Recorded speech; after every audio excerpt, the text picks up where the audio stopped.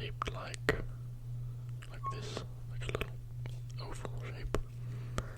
He had legs like this, two little stick-like legs, and he was barefoot. You can't really tell that he's barefoot, but he is right there. His bare toes and all, you can't see them, but he had little arms with the little bald fists like that, and he had little eyes, well, and a little mouth, and he actually didn't have clothes on. He did like a little satchel thing going across here with like a little tunic knot, like a little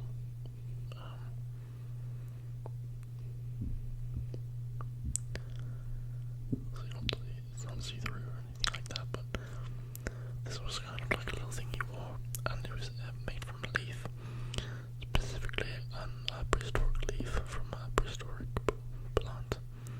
This plant had these beautiful flowers that grew on it. They were so beautiful, and they had nectar inside of the pockets of the flowers. So the flowers, like in a shape like this. There was like went down like that. Stem, leaf here, leaf here. There's like a opening with these like beautiful. Oops, I'm gonna redo that. Like that, like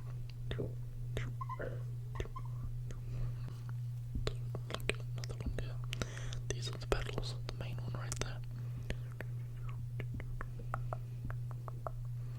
And there was a beautiful nectar, and there was like these little pollen stacks. And there's the leaf down here.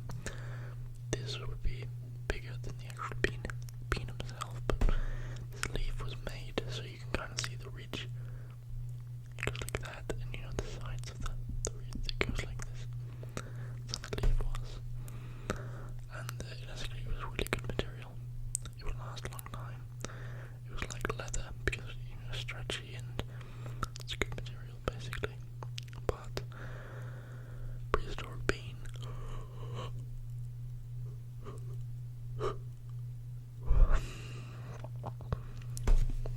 And he had oops, don't mess that up. Whoops, oh my goodness. Sorry.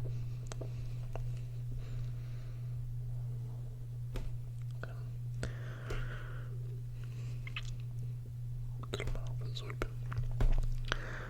But inside here was a good amount of nectar and stuff, and of course, prehistoric wasps and bees love drinking from it as well. But there were a lot of things made from this, but specifically his clothes made from the leaves of this plant, and this plant was blanchable everywhere around where he lived. So let's see what else.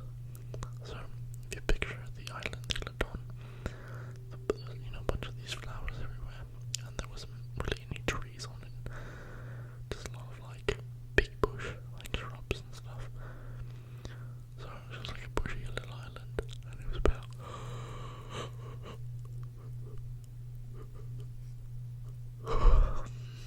it was about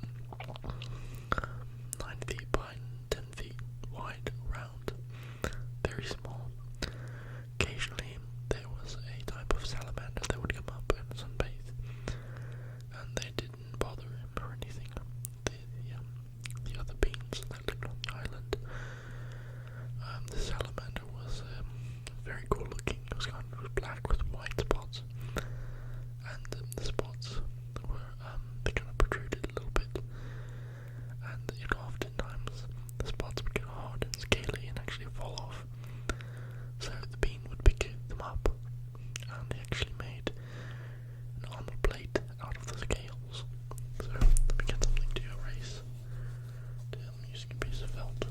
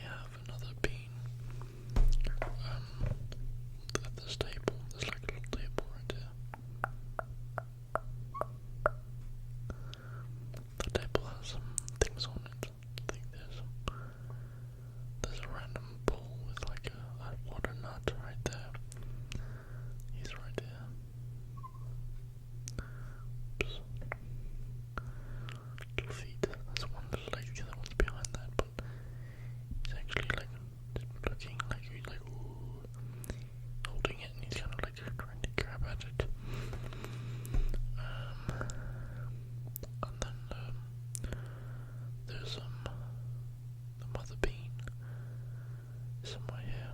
Mother Bean is actually asleep at the moment, but she has like a little hammock right here, and she always sleeps upright. So she likes it. You can see it.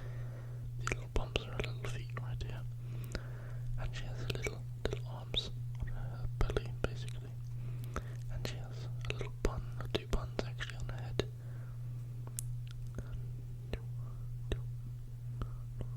Little mouth, she's sleeping, so she's blowing C's at the moment.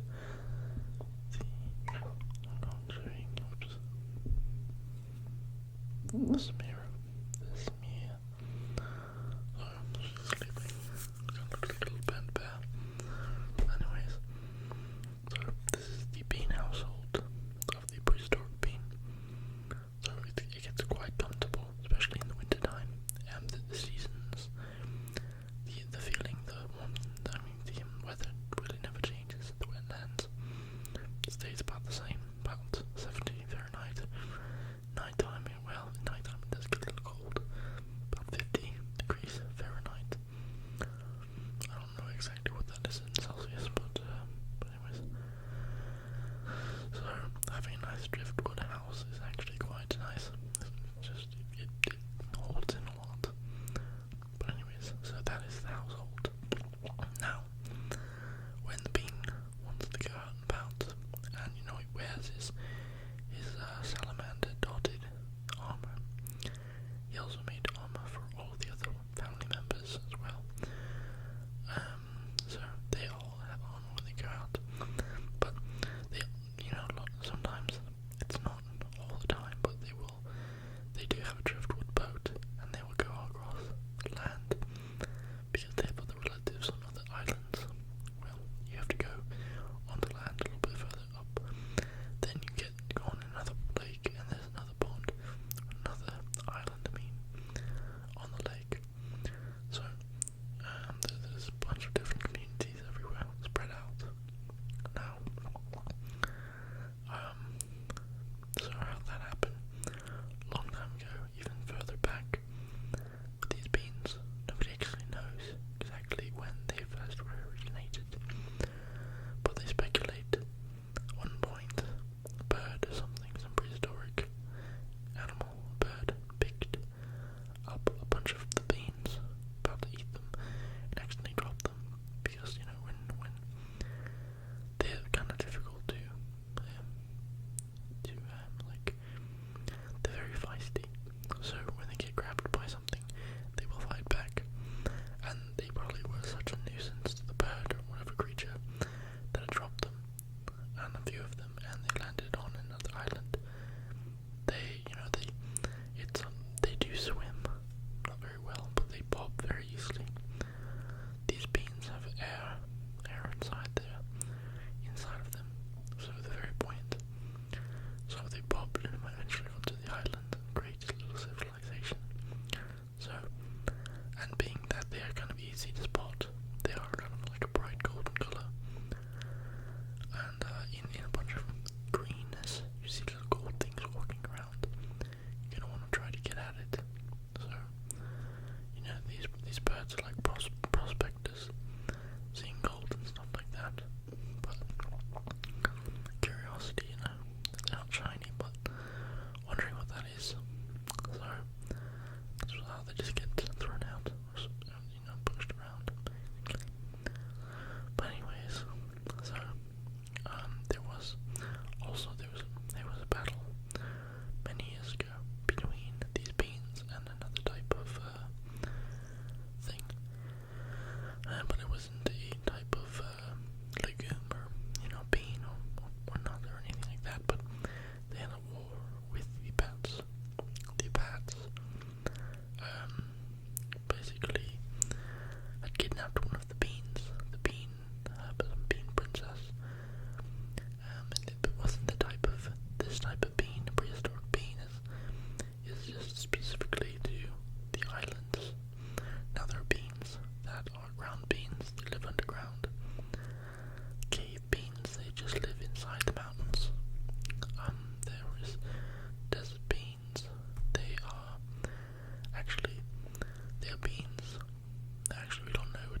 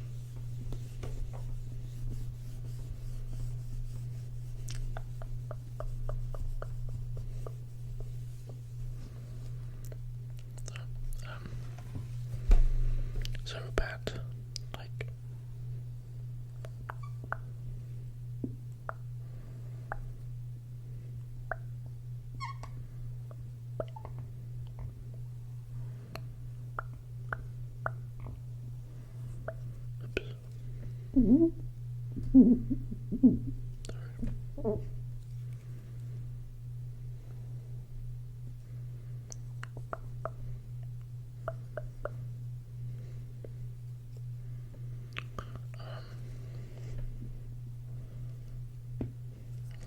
wrong side.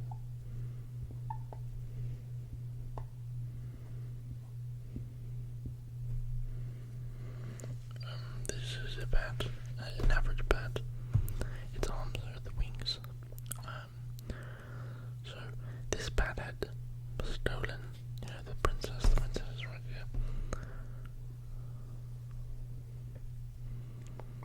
Like a little crown, very common. And that little, had like a little tunic. Let's draw the tunic.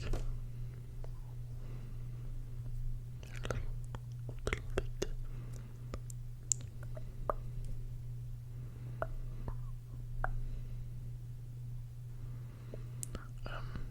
Little arms. Basically just got taken. And there's another bat over here, but the bats lived they lived on an old dead cypress tree. And cypresses are known to be around swamps and watery marshy areas, but this was an old prehistoric cypress, so it was very big. It was about like 30 feet around. Like the girth of it was quite large. And there was a middle in the kind of center. Going up a bit was a hollow area. And this cypress tree housed about 1,000 bats. And these bats, they would sleep during the daytime and come out at night. That's when they'd be going after the prehistoric moths and things of that nature. So they were holding her hostage.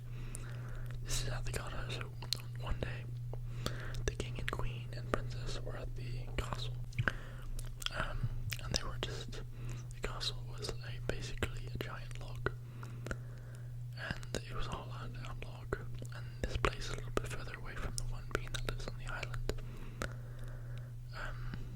and it was a big log, kind of hollowed out, and the king and queen were watching the nightlife go by with the fireflies and stuff like that. The princess was in the back. She was on the opposite side, next to the hole that went outside, and she was looking at the night flies, or the lightning button, not lightning bugs, but the fireflies. And they're the same thing. And how beautiful they were. It was a nice, crisp, cool night. But off the distance, there was a bat spying on her, which is kind of creepy.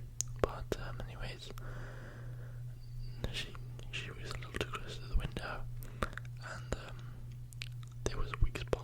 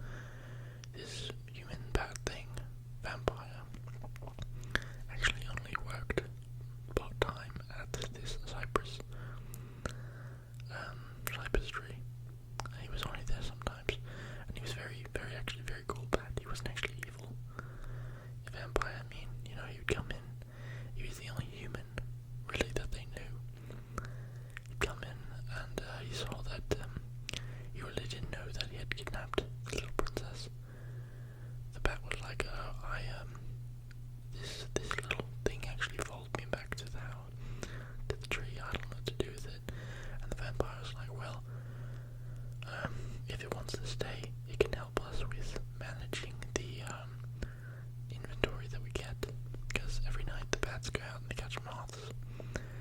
So the Princess Bean was basically had to sort through all the moths and put them in separate piles.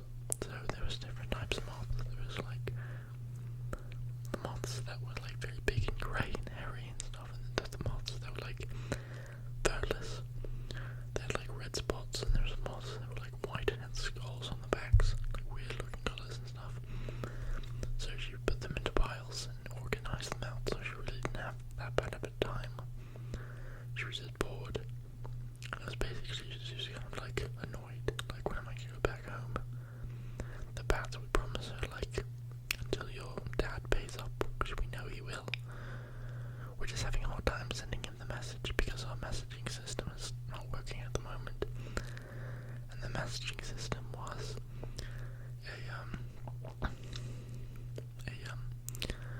another bat. This bat, his name was Stumpy, I believe. And he had very bad forgetfulness issues, like very bad. So they would tell him to convey a message back to the king that he wants his daughter back. He has to pay up with well, they had the king had in the center of the log, he had an egg that was a moth egg, like moth cocoon made of pure silk, like it was the tastiest. So basically this moth cocoon is cotton candy to the bats, and they wanted it. So they had conveyed the message to Stumpy: can you tell the king that if he gives us the cocoon, we'll give him his daughter back? Well, they would tell Stumpy this, but every time we'd fly over there and try to convey it, first he'd be attacked by the beans, and when he was captured and brought to the king, he would forget what he has to say, and the king would see that he's actually just a forgetful bat, and they're like, well, he's not here to do anything, because 1, he doesn't have any teeth. I mean, he has no fangs. 2, he doesn't have any claws.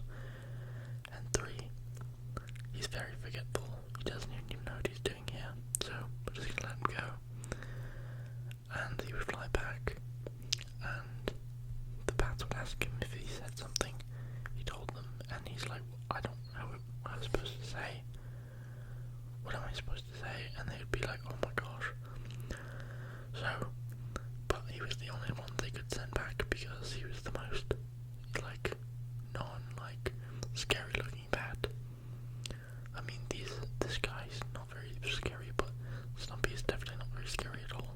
Stumpy is like, how they draw him, but he's a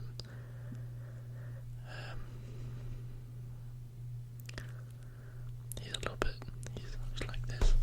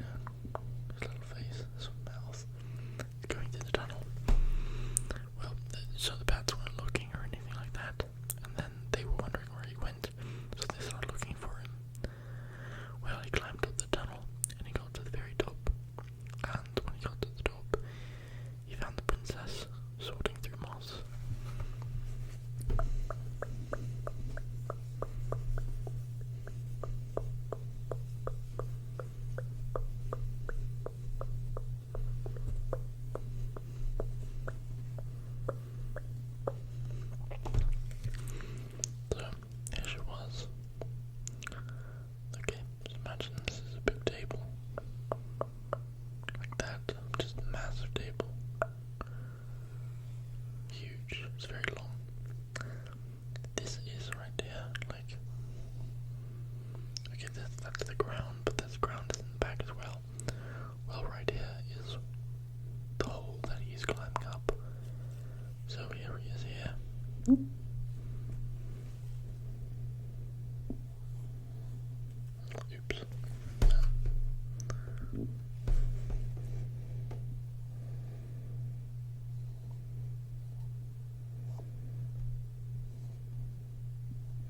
It's like grabbing onto it. Why? And then over here, you kind of see her. She's right here. You see her little feet in the back.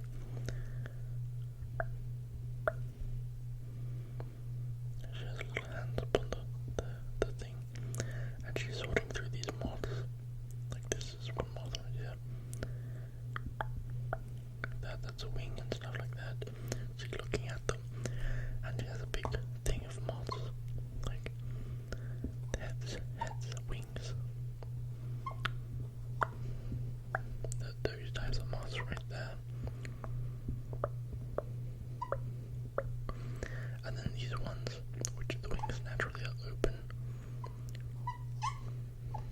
They sound like a bug bee or something. Right there.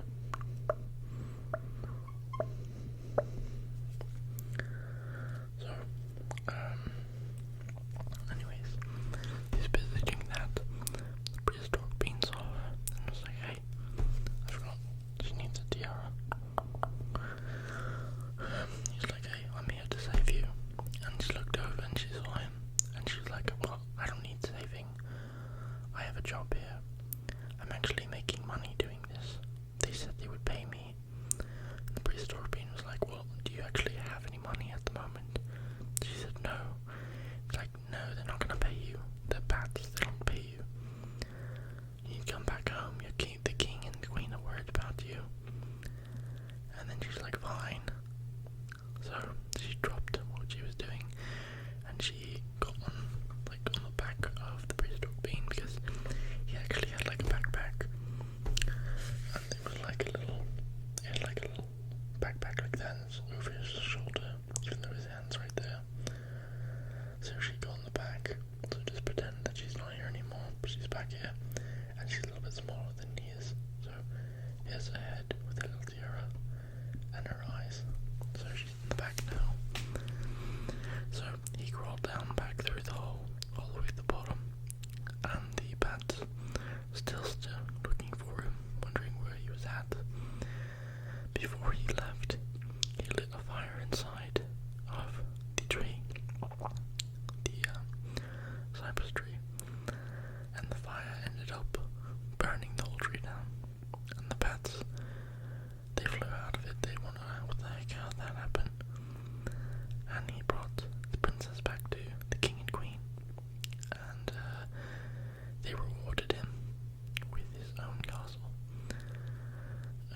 And then he moved his family out